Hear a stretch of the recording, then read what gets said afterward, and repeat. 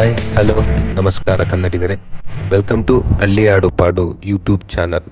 ನಾನು ಕನ್ನಡಿಗ. ಇವತ್ತಿನ ಕಂಟೆಂಟು ತುಂಬ ಸ್ಪೆಷಲ್ ಅಂತಲೇ ಹೇಳ್ಬೋದು. ಯಾಕಂತಂದರೆ ಇವತ್ತಿನ ಕಂಟೆಂಟು ಟ್ರಿಪ್ ಬಗ್ಗೆ ಹೇಳ್ತಾ ಇದ್ದೀನಿ. ಹಳ್ಳಿ ಊರು ಅಂತಂದರೆ ತಿರುಪತಿ ಚೆನ್ನಾಗಿರುತ್ತೆ ಅಂತ ನಿಮಗೆ ತೋರಿಸೋದಕ್ಕೆ ನಾನು ಇಷ್ಟಪಡ್ತಾ ಇದ್ದೀನಿ. ವರ್ಷ ಪೂರ್ತಿ ಹೊಲ ಮನೆ ಬೇಸಾಯ ಅಂತ ಓಡಾಡಿ ಕೊನೆಗೆ ವರ್ಷದ ಕೊನೆಯಲ್ಲಿ ಟ್ರಿಪ್ ಮಾಡಿದ್ರೆ ಎಷ್ಟು ಚೆಂದ ಇರುತ್ತೆ ಅಲ್ವಾ. ಸೊ ನಾವು ಕೂಡ ಅಂಥದ್ದೇ ಒಂದು ದೊಡ್ಡ ಟ್ರಿಪ್ ಮಾಡಿದ್ವಿ. ಸೊ ಅದರ ಬಗ್ಗೆ ನಿಮ್ಗೆ ಹೇಳ್ತೀನಿ, ಕೇಳಿಸ್ಕೊಳ್ಳಿ. ನಾವು ಹೊರಟಿದ್ದು 22 ಜನ ಊರಿಂದ. ಸೊ ನಮ್ಮೂರಿನ ಅರ್ಧಕ್ಕರ್ಧ ಹುಡುಗರು ತಿರುಪತಿಗೆ ಹೋಗ್ತಿದ್ದೀವಿ ಅನ್ನೋ ಖುಷಿ ನಮಗಿತ್ತು.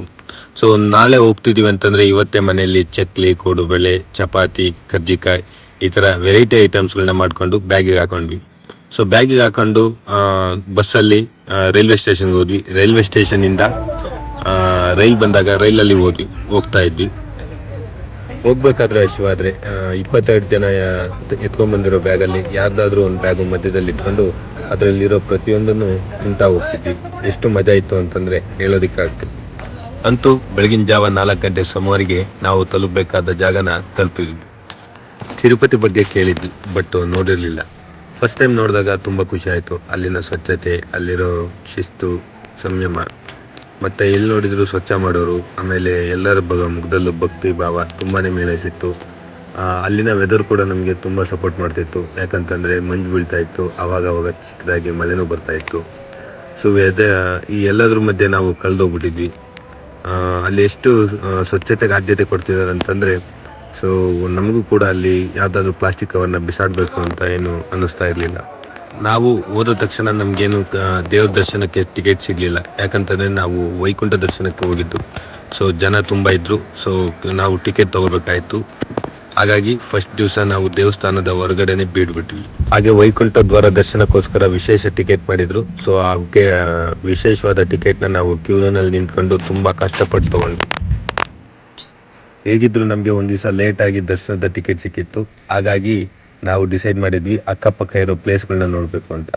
ಸೊ ಹಾಗಾಗಿ ನಾವೆಲ್ಲ 100-150 ರೂಪಾಯಿ ದುಡ್ಡು ಕೊಟ್ಟು ಅಲ್ಲೇ ಸುತ್ತಮುತ್ತ ಇರೋ ಪ್ಲೇಸ್ಗಳನ್ನ ನೋಡೋದಕ್ಕೆ ಹೋದ್ವಿ. ಅಲ್ಲಿ 150 ರೂಪಾಯಿ ಕೊಟ್ಟರೆ 7 ಪ್ಲೇಸ್ ತೋರಿಸ್ತಾರೆ. ಸೊ ಆ 7 ಪ್ಲೇಸ್ಗೂ ಹೋಗಿ ಭೇಟಿ ಕೊಟ್ಟು ತಿರ್ಗಾ ನಮ್ಮ ಪ್ಲೇಸ್ಗೆ ನಾವು ವಾಪಸ್ ಆದ್ವಿ. ಸೊ ಅದಾದ ನಂತರ ನೆಕ್ಸ್ಟು ನಮಗೆ ಇದ್ದಿದ್ದು ಟಾರ್ಗೆಟು ಗುಂಡೋಡ್ಸೋದು. ಸೊ ಅದಕ್ಕೆ ನಾನು ನನ್ನ ಫ್ರೆಂಡ್ಸ್ ಎಲ್ಲ ಕಮ್ಮಿ 3-4 ಜನ ಗುಂಡೋಡ್ಸೋದಕ್ಕೆ ಹೋದ್ವಿ. ಅಂತೂ ನಮ್ಮ ಹರಕೆಯಂತೆ ನಮ್ಮ ಪಾಪಕರ್ಮಗಳೆಲ್ಲ ಹೋಗಲಿ ಅನ್ನೋ ಸಲುವಾಗಿ ನಮ್ಮ ತಲೆ ಕೂದಲನ್ನೆಲ್ಲ ದೇವರಿಗೂ ಕೊಟ್ಟು ಗುಂಡೋಡ್ಸ್ಕೊಂಡು ತಿರುಪತಿ ತಿಮ್ಮಪ್ಪನ ದರ್ಶನಕ್ಕೆ ಸಾಲಾಗಿ ಕ್ಯೂನಲ್ಲಿ ನಿಂತ್ಕೊಂಡ್ವಿ. ದರ್ಶನ ಮಾಡೋ ಟೈಮಲ್ಲಿ ಯಾರಿಗೂ ಅಲ್ಲಿ ಮೊಬೈಲ್ ಅಲೋ ಇಲ್ಲ. ಸೊ ಹಾಗಾಗಿ ಅಲ್ಲಿನ ಯಾವ ಚಿತ್ರಗಳು ನಮ್ಮ ಹತ್ರ ಇಲ್ಲ. ಸೊ ಅಲ್ಲಿಂದ ಅಕ್ಕಪಕ್ಕ ಇರೋ ಎಲ್ಲ ಚಿತ್ರಗಳು ತೆಗೆದ್ವಿ. ಬಟ್ ದೇವಸ್ಥಾನದ ದರ್ಶನಕ್ಕೆ ಹೋಗ್ಬೇಕಾಗಿರೋ ಡ್ರೆಸ್ ಕೋಡು ಅದು ಯಾವುದನ್ನು ಕ್ಯಾಪ್ಚರ್ ಮಾಡೋದಕ್ಕಾಗಿಲ್ಲ. ಅದಕ್ಕಾಗಿ ಕ್ಷಮೆ ಇರಲಿ. ಅದಾದ ನಂತರ ತುಂಬ ಇವೆಂಟ್ಸ್ ಇತ್ತು, ಅದ್ರ ಬಗ್ಗೆನೂ ಮಾತಾಡೋಣ. ತಿರುಪತಿಯಲ್ಲಿ ಪ್ರಮುಖ ಆಕರ್ಷಣೆ ಅಂತಂದರೆ ಅಲ್ಲಿ ಬಂಗಾರದ ರಥ. ಸೊ ಅದನ್ನು ನಾವು ದರ್ಶನ ಮಾಡಿಕೊಂಡು ನೈಟು ಮ್ಯೂಸಿಯಂ ಥರ ಮಾಡಿದ್ರು. ಮ್ಯೂಸಿಯಂ ಅಂತಂದರೆ ದೇವರ ವಿಗ್ರಹಗಳನ್ನ ಇಟ್ಟು ನೀಟಾಗಿ ಅಲಂಕಾರ ಮಾಡಿದ್ರು. ಸೊ ಅದನ್ನೆಲ್ಲ ನೋಡ್ಕೊಂಡು ಬರೋದಕ್ಕೆ ನಮ್ಮ ಫ್ರೆಂಡ್ಸ್ ಸಮೇತ ಹೋಗಿದ್ವಿ. ಕ್ಯಾಮ್ರಾ ಅಲೋ ಇರಲಿಲ್ಲ, ಆದರೂ ನಾವು ಕಷ್ಟಪಟ್ಟು ಒಂದು ಕ್ಯಾಮ್ರಾ ಫೋಟೋಶೂಟ್ ಮಾಡ್ಕೊಂಡ್ಬಂದ್ವಿ.